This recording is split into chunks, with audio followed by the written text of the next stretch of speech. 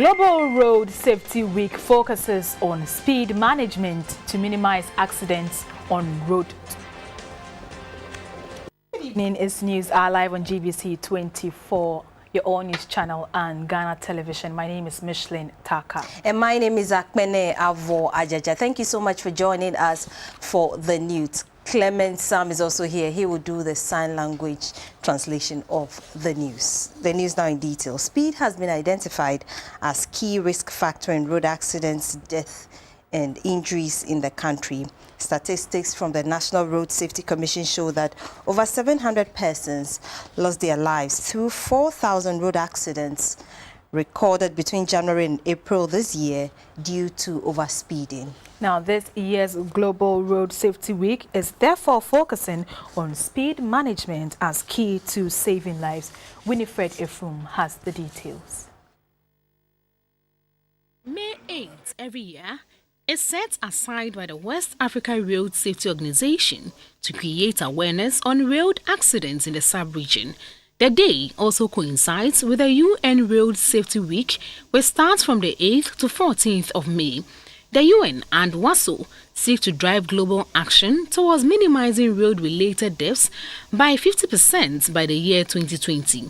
Stakeholders in the road safety campaign are unanimous in their assertion that speed is a major contributor to pedestrian knockdowns, deaths, and injuries. All the member countries are supposed to ensure that road safety at least is incorporated into our basic education curriculum. And then in the long term, West African Examination Council examine the children on it. Then the passenger manifest is also a common template that has been introduced for usage by member countries, where we collect information for both drivers and passengers, especially for long journeys, so that we'll be able to see the movement of vehicles and then the passengers. If anything should happen, to be easy to identify, especially with crash victims on intercity trips. Between January and May this year, 3,983 persons were injured through various degrees of accidents. There has been 1,199 pedestrian knockdowns and 1,289 motorcycle crashes. At the forum to mark the day, experts in the road safety sector called on drivers to respect the speed limits of 50 km per hour in towns, 90 km per hour on highways, 100 km per hour on motorways, and 30 km per hour around schools, hospitals, markets, and crowded areas. The Director of Planning and Program of the National Road Safety Commission, Mr. David Osafo Adontin, called on the police to ensure strict compliance to road safety requirements. What is required is for us to sensitize the individual motorists, the driver, for them to change their mindset and for them to be aware of the dangers that are associated with speeding. We're also sensitizing pedestrians and road users in general that the fight is not for National Road Safety Commission alone. It's a collective fight. We are sharing it as a responsibility. Any individual, whoever finds yourself as a road user, you have a responsibility. Let us go out there and let us preach the message of the risk associated with speed. We are saying speeding is a killer, and that is why you find all around us. Anybody, if you're a passenger and you sit in a vehicle and you find the driver speeding beyond limits, you have every right as an individual, as a citizen of Ghana, to advise the driver to minimize. If he fails to heed your advice, then you report him to the nearest police post. Save lives, slow down is a slogan for the Road Safety Week. Although the week will be observed throughout the country, emphasis will be on the Accra-Winneba-Mankasim Cape Coast Road. Winifred Efum, GBC24, Accra. Experts from some 12 African and Sahel countries are meeting over water and land degradation on the continent. The three-day conference is focusing on best practices in natural resource management. Major parts of the African continent are smartened under the effects of land degradation and deforestation. This is because the economies of most African countries depend heavily on soil, water, and other natural resources. Current agricultural practices as well as poor land and water management are said to contribute largely to the decline in natural resources. While individual countries are enacting laws to resolve the issues, continentally, development partners are supporting initiatives to help in the fight. Two of such partners are the World Bank and the African Union. The challenges that is facing the Horn of Africa, Southern Africa region, has shown that we need to do more. There is more to be done. A lot have been done, but we have seen that the climate change and desertification, the El Nino, and all these environmental and human factors are pushing the need for us to work more and more. The Minister of Environment, Science and Technology, Professor Kwabena Frimpong Boateng, said sustainable land and water management projects in Ghana are yielding results. Sustainable land and water management projects are yielding results in our country. Sustainable land and water management interventions cover 5,500 hectares in 118 communities, benefiting over 14,000 land users adopting SLM practices. The project is also promoting community resource management areas to sustainably manage our biological corridors with the communities. The World Bank Country Director for Ghana, Mr. Henry Carrelli, said implementing sustainable agricultural and water management methods would improve the livelihood of the people as well as protect the environment. There are ways and mechanisms for having a compatible mechanism for farming and a compatible mechanism for land management that will not lead to degradation. For example, we can have cocoa planting, which is through forest combined with forestry. So the shaded cocoa growing actually produces more cocoa than if you cut off the trees and plant cocoa alone. So this is just one example. There are other ways of sustainable land management. There are other ways of increasing forest cover so that every tree that is cut, you plant 3 more. So in this way, we are safeguarding the future of our continent and the future of Ghana as well. Over the next 2 days, the forum will discuss ways of recovering degraded lands as well as commit to better mechanisms for managing their own resources. The 2016 National Best Maize Farmer based in Bunahafu, Mr. Kofi Vignon, has welcomed the Plantain for Food and Jobs campaign by government. He called on key players in the implementation process to make land preparation for the project a priority to ensure the smooth running of the program. In an exclusive interview with GBC24 at Odumase, the Sunyani West District capital, Mr. Vignon described land preparation as a key component of successful crop cultivation. He also called for stakeholders' consultative meetings to be held regularly to enhance the implementation of the initiative progressively. What farmers need now is how to get access to finance. That is what farmers need now. You understand? How to get water to do their farms. If we get all these things, when it comes to improved seeds, farmers will try to mobilize themselves and get money to buy improved seeds. GBC24 went up close to Mr. Kofi Vignon to follow up on how he has fared since he won the National Best Maize Farmer Award last year.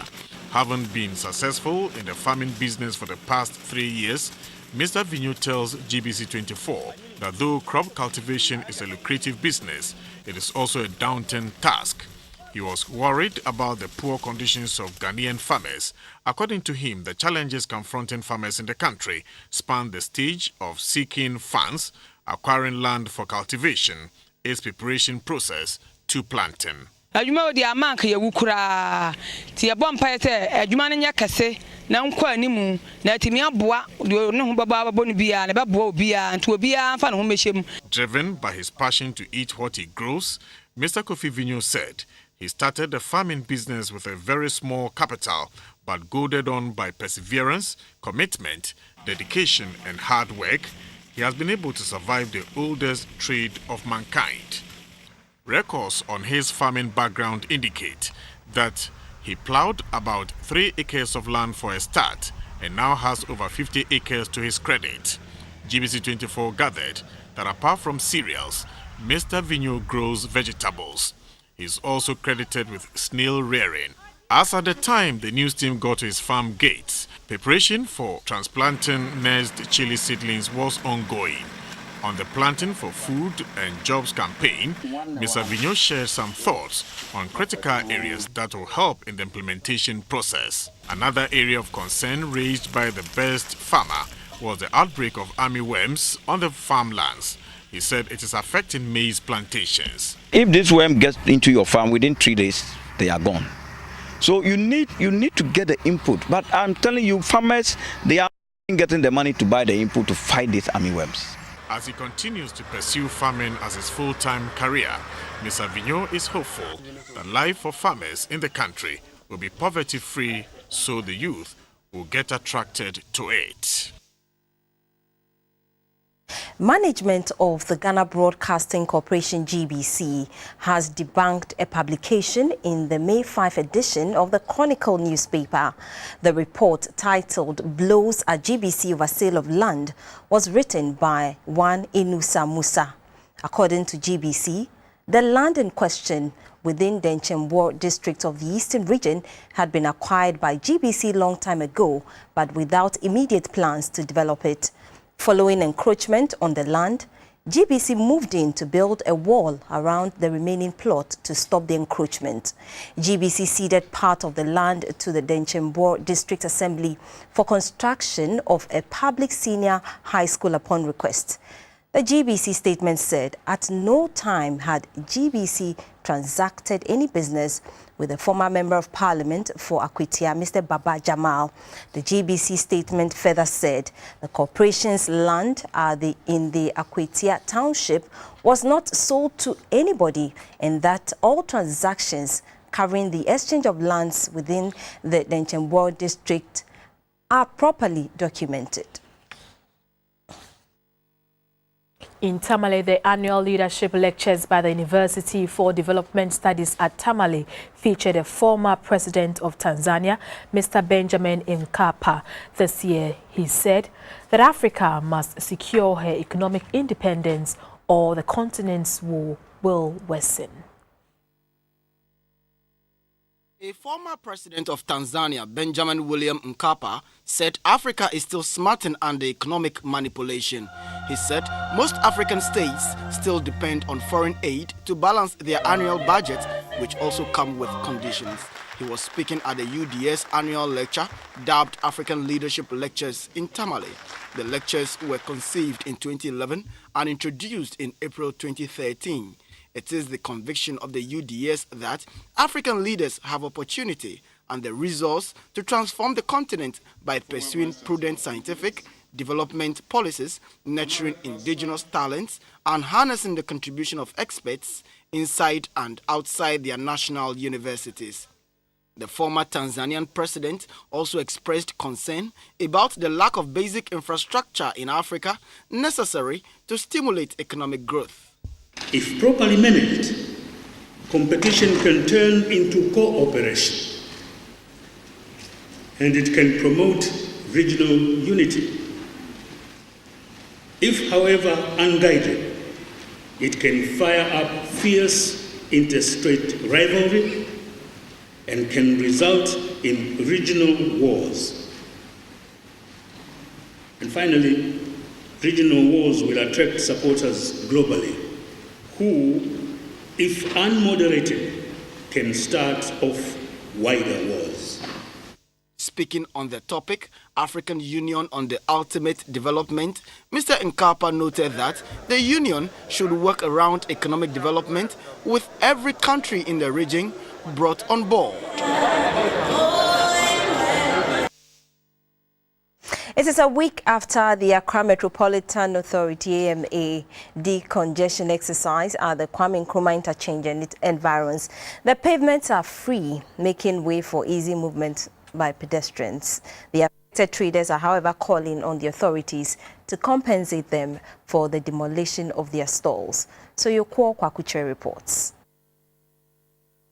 The decongestion exercise, according to the AMA, is to keep the interchange clean and ensure free movement on the pavements, which had been taken over by traders. The pavements at the Kwame Nkrumah interchange have been demarcated into sections for use by pedestrians and cyclists. But easy movement of both groups became difficult as traders took over the pavement. The affected traders say their stalls and containers were pulled down to pave way for the construction of the market, but up to now they have not been compensated. It was for this reason they took over the pavement. They are calling on the AMA to give them some demarcations to know where they can operate, since it is expensive to acquire sheds and stalls in the market. Our stalls were pulled down to pave the way for the construction of this market. We were promised compensation, but haven't received anything till date. We were not compensated after our stalls were pulled down. We don't have money to rent shops, so we resorted to selling on the pavements. The chair of the pedestrian shopping mall, Mr. Beku Jemfi, showed the team a voluminous book containing the list of 315 traders whose stalls were pulled down to make way for the construction of the market.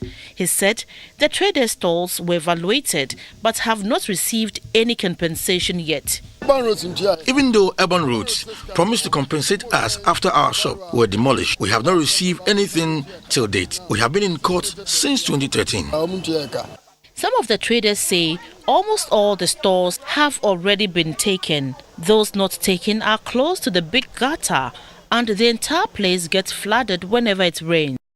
One also has to meander his or her way through to get to the frontage of the stalls. This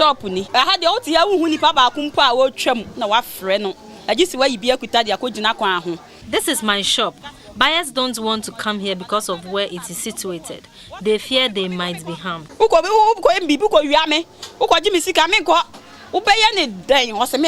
One of the affected traders, Christina Sari, says she had to look for money to rent a shop from one of the owners who was not occupying the shop when they were sacked from the pavement. I also had my shop demolished. Once I couldn't stay home doing nothing, I looked for money to rent the shop from its original owner. Although the pavements have been cleared, beggars are gradually taking over. We always have decongestion, but always the hawkers come back onto the street, and we have to do the whole exercise again. But my problem here, as I maintain, is the sustainability of this exercise. The news team could not speak to the PRO of the AMA because it was on assignment. Suyoko Kwakutre, GBC24, Accra. You're watching News Hour live on GBC24 and GTV. Time to take a break. We'll be back shortly with the business segment. Do stay with us.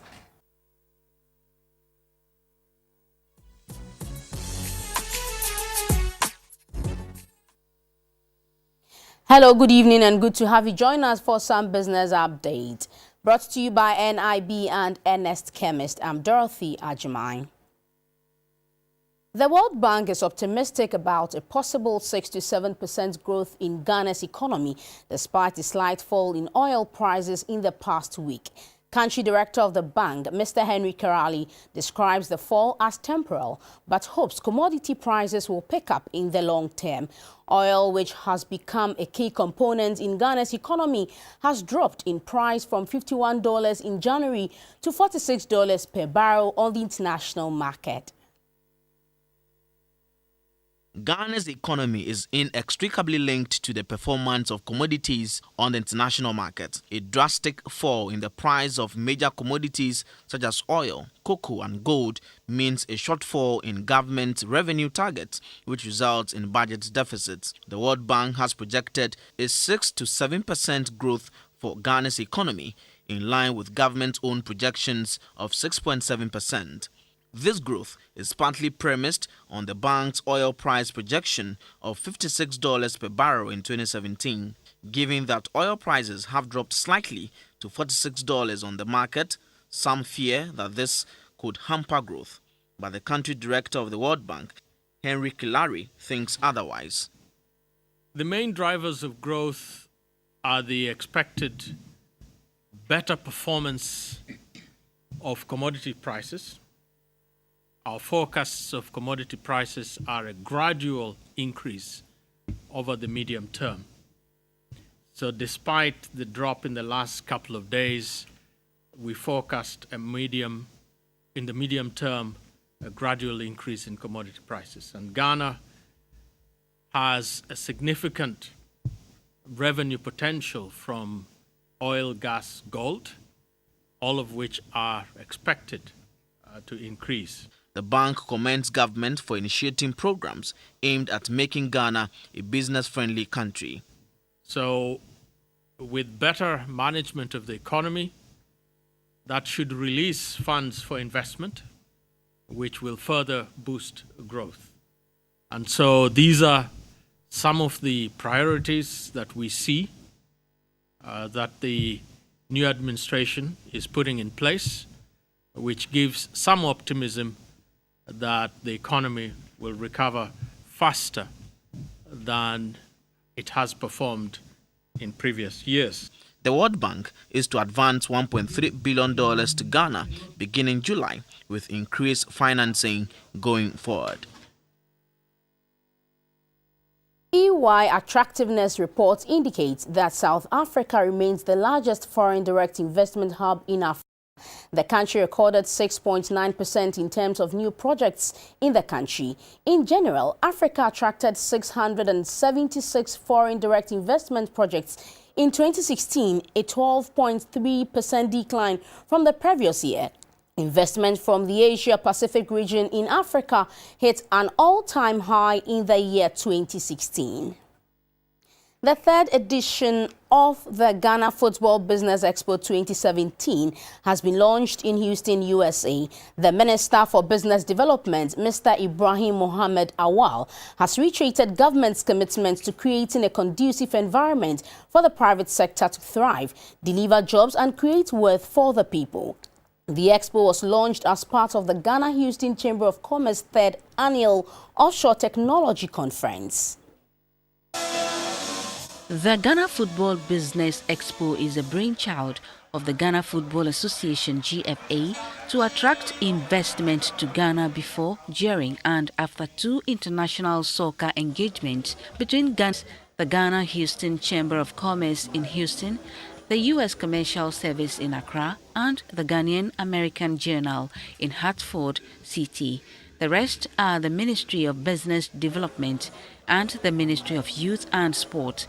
The Minister for Business Development, Mr. Ibrahim Mohammed Awal, launched the expo as part of the Ghana-Houston Chamber of Commerce third annual Offshore Technology Conference dinner reception. We are working very hard to restore macroeconomic stability, to build the most business-friendly and people-friendly economy in Africa, which will create jobs and prosperity for all Ghanaians to be achieved through the private sector participation. We are trying to set up district enterprises in all the regions of the country.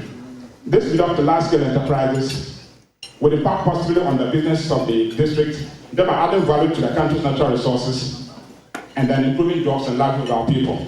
The consultant to the Ghana Football Business Expo, Mr. Ibu Apia, said the expo will go beyond exhibition and trade fair. Our nation's doors are open for business. We at the Ghana Football Association believe it's time to use the attention we attract during our international friendlies and help contribute to our quota to develop our dear nation. Hence the need for the Ghana Football Business Expo. The expo is a one-stop shop where the government of Ghana will be duly represented. The Ministry of Business Development has a lead role in that regard. The private sector will be represented to showcase nothing but the best from Ghana. Our approach seeks to improve the lives of our people by creating a conducive environment where the private sector will thrive. A believes it is time to use the attention attracted during international soccer engagement to do business so as to help build the Ghanaian economy.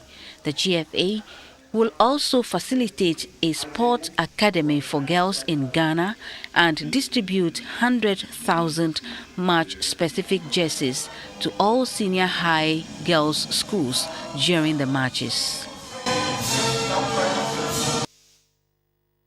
You're watching the business segment of News Hour live on GBC24 and GTV. On the interbank market, the pound is selling at 5 cedis 43 pesos, the US dollar at 4 cedis 19 pesos, and the euro is also trading at 4 cedis 61 pesos.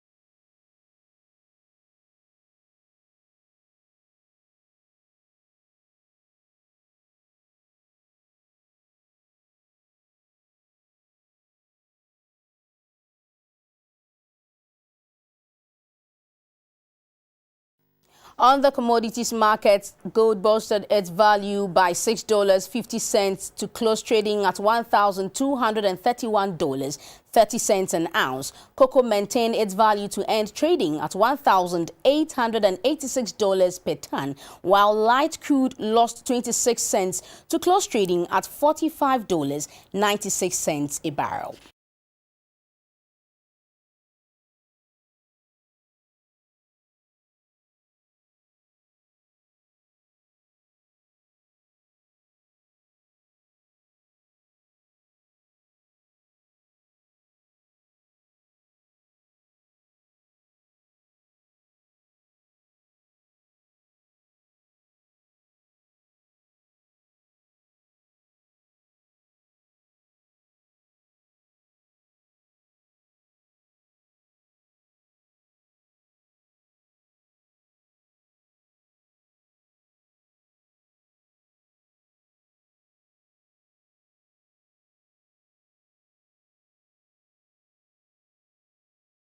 And that's it for the business segment, brought to you by NIB and Ernest Chemist. The health segment is after this break. Please do stay.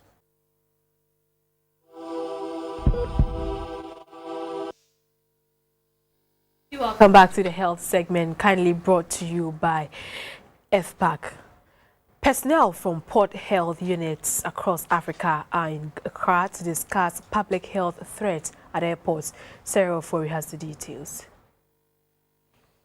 According to the 2015 World Airport Traffic Report, air traffic has increased to 7.2 billion with an expected growth of 4.2% annually. This means that in the instance of an outbreak, diseases can easily spread across borders, hence the need to plan for such contingencies. Such inter-sectoral collaboration is essential for managing health risks that can potentially be transmitted by air transport.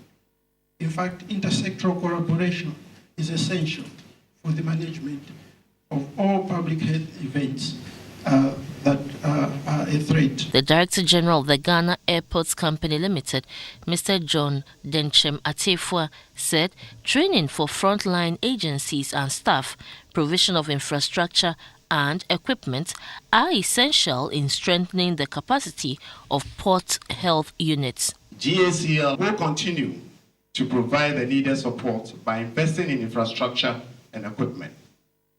We will also cooperate with public health authorities in their surveillance activities to help identify outbreak of diseases and other health issues in order to control, if not eliminate, the various health breaks under surveillance. The participants agree with the calls for a multi-sectorial approach and a decisive step to prevent the spread of diseases at the point of entry. Communication and dissemination of information were identified as gaps in the response to global public health. As a response to global public health emergencies, participants are of the hope that the relevant institutions will agree on a standard operating procedure. You mingle with more than 8,000 people a day at Kotoka International Airport. If you don't put measures in place to protect yourself, you may go home getting some diseases from somewhere. And that's where we are saying that health risk at the points of entry must be addressed holistically, and it must be a multi-sectorial approach and not just one person. Looking out for visible signs of people who are ill, we are looking out for visible signs of pests. For instance, if you walk to the airport and you see any vector, any rodent, any pest, that is likely to cause nuisance to human beings who use the airport. If you open up a cargo container, I'm sure that's what you are having in mind. What do you look out for? What do you look out for to say a food is unwholesome? The two-day training being held in collaboration with the International Civil Aviation Organization will also involve simulation exercises. Among the participants are representatives from the Africa region of the World Health Organization who have come to learn the best practices of the country. Sarah for GBC24, Accra. When waste remains in the body and cannot be excreted, gases rise up in the mouth, giving a person bloated stomach and a putrid odor in the mouth. Godfrey Tete, who was born 4 years ago without an anus and is living with pains, needs financial assistance to undergo corrective surgery at the Kolebu Teaching Hospital. Absent anus is a birth defect in which the rectum is malformed. It's a complex congenital problem. A child is born with it, or let's say a child is born without an anus. Much as it may look as though there's just not an opening, there could be so many other problems that may be going on. In the formation of the baby, the intestine or the part that becomes the rectum and anus is a cavity with a bladder where you keep your urine. Then certain things divide the two into the bladder in front and then the rectum and anus behind. Now, then the hole is created which connects to the rectum so that you have an anus. A lot of problems can go on such that this does not take place. And so then the baby is born with an imperfect anus. Baby Godfrey Tete Buffalo was born with an absent anus 4 years ago to Mr. Tete Buffalo, an oyster miner, and Madame Theresa Koko Aye, a coconut seller. Due to his condition, he is unable to defecate the normal way, except through a bypass created in his abdomen. Since the bowel movement cannot be controlled, a piece of cloth is always tied around the child's abdomen, serving as a sac to collect his stool directly from the large intestine. Doctors say Godfred would urgently need 7,000 Ghana cedis to undergo corrective surgery. I am pleading with Ghanaians to support me because I can't afford his surgery. I don't have anyone to support us. My son is always despaired and sick, so I need help. A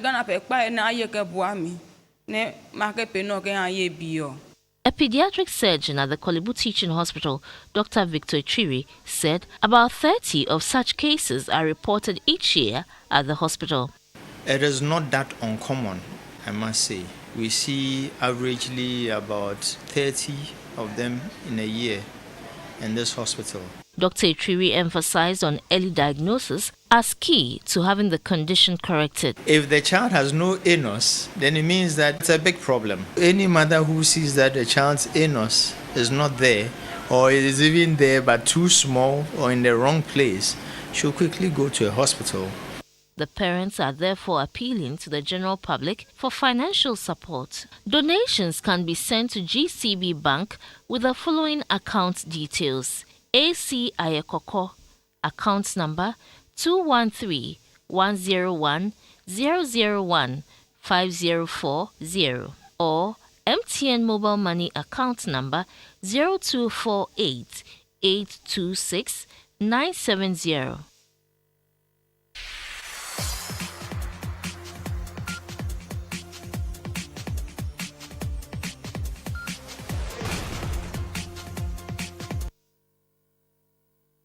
Good evening, let's talk sports. Now we start off on a footballing note where Accra Hearts of Oak this afternoon ended WAFA's 7-match unbeaten run in the Ghana Premier League.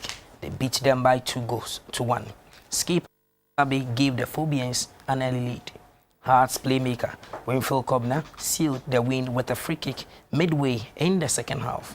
WAFA had a consolation few minutes to regulation time. Despite the defeat, WAFA are still on top of the table with 29 points, same as Aduana Stars, but with superior goal difference. Hearts are now third with 23 points from 14 games.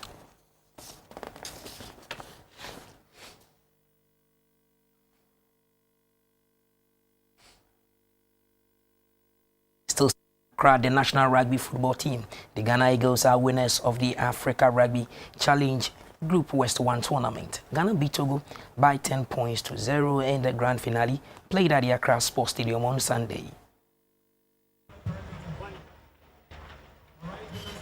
The finals of the Rugby Africa Regional Challenge Group West 1 tournament took place at the Accra Sports Stadium on Sunday. It was between the Hawks of Togo and the Eagles of Ghana.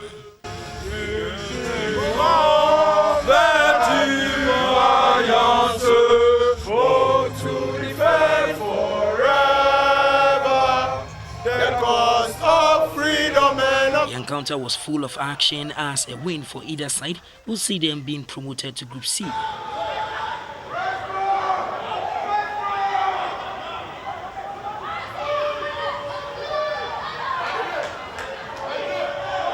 The two sides were tactical in their approach. Both sides displayed strength, speed and teamwork throughout.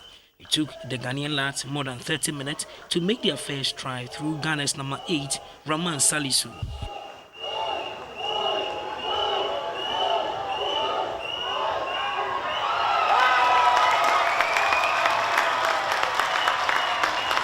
The Eagles could not increase their tally through the conversion.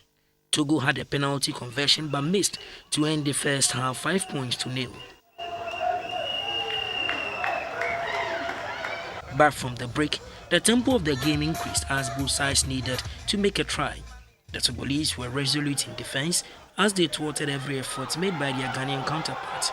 Jalilu Yusuf Abdul nearly made a try despite suffering from a hamstring.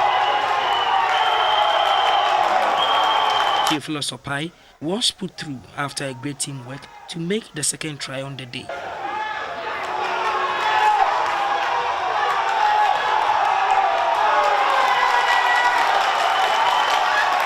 Again, the Eagles failed to convert as the encounter ended 10-0. There were tokens for officiating officials. For coming third, Benin had the bronze medal. Togo were presented with silver medals and a trophy. The Eagles then received gold medals and a giant trophy at stake.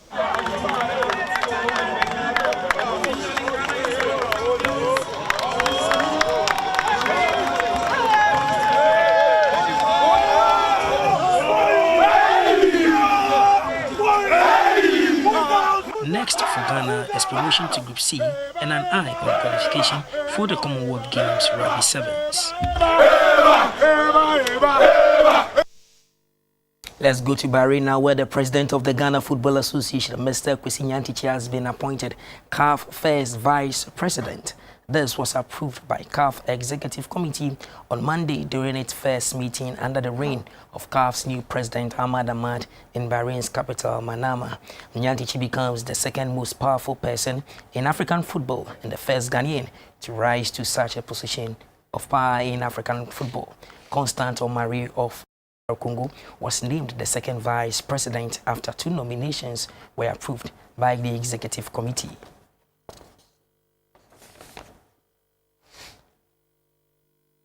Let's go to the pools now, where the Ghana Dolphins Swimming Invitational has been held at the Burma Camp Swimming Pool in Accra. The national team swimmers, including Ghana's Olympian Abeku Jackson, Maya Ayariri, and Africa's triathlon champion Leila Zangui, all improved on their timings. It was a swim carnival at the Burma Camp Swimming Pool when the 2017 edition of the GH Dolphins Swimming Invitational was staged. The championship attracted more than 200 swimmers from 8 swim teams in the country. Some of the participating teams were Lincoln Community School, Anopa, Ombi, GH Dolphins, and French School, among others. They participated in freestyle, breaststroke, backstroke, and butterfly at various age levels.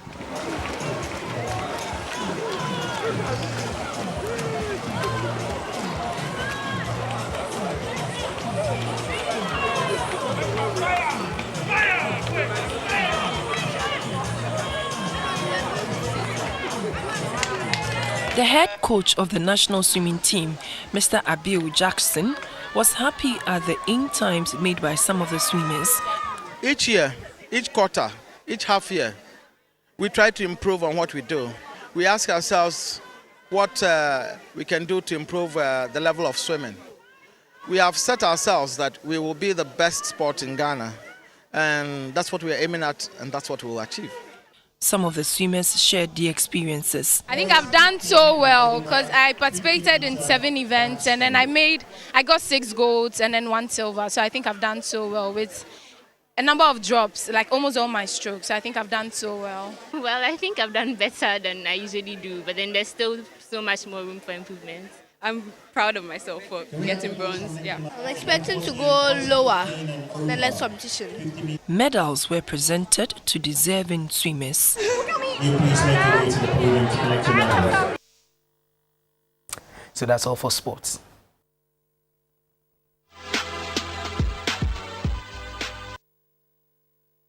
Welcome back to the news. This is the arts and entertainment segment brought to you by Cowbell. Now, playwright Lateef Abubakar's latest play, Judas and Delilah, thrilled audience at the Accra International Conference Center over the weekend. The producer of the play, Lateef, said the play is partnered by the Ghana National Ambulance Service to create easy and innovative ways of educating people on first aid practical skills.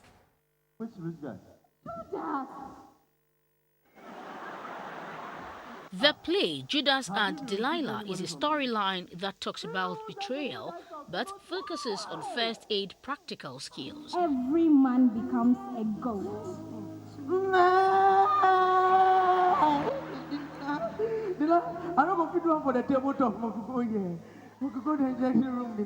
The producer of the play, Lateef Abubakar, said the aim of the play is to help the audience release stress through laughter and to equip them with first aid practical skills. The National Ambulance Service is looking for other innovative ways of educating people with regards to first aid practical skills, because sometimes it gets boring.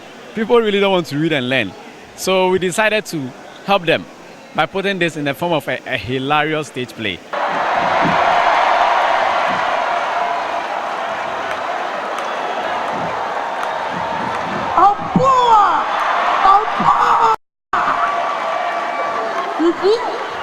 You see, I tell you, everything they do, relax. Your time will come. You see them, my time come. If your time come, they say at the end of every tunnel, light day.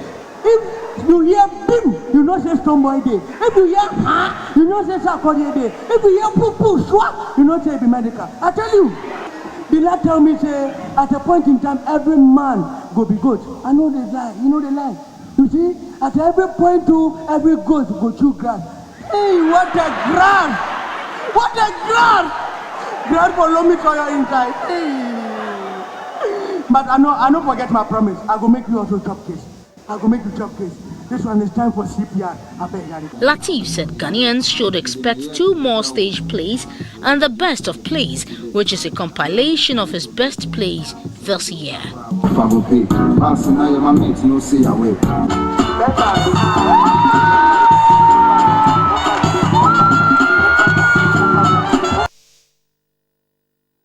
Let's now go for some tidbits from the world of entertainment. And that was entertainment brought to you by kindness of Cowbell.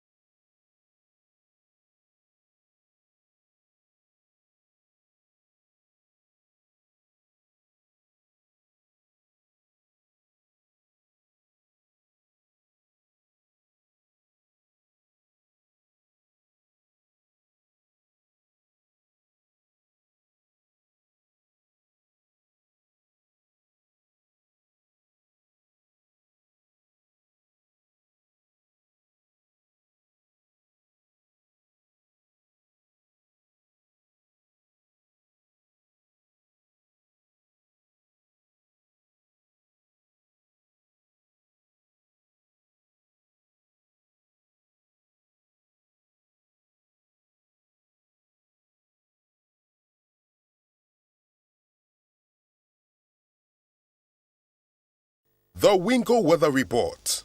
Brought to you by Ridomil Gold Plus. Harvest more cocoa with Ridomil Gold Plus. Ridomil Gold Plus is a highly effective fungicide. Use Ridomil Gold Plus for effective control of black pod disease in cocoa.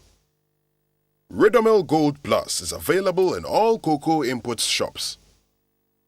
Thank you very much for joining me. See you same time tomorrow. Thanks for joining us for the news. News tonight is at 10. Enjoy the rest of our programs.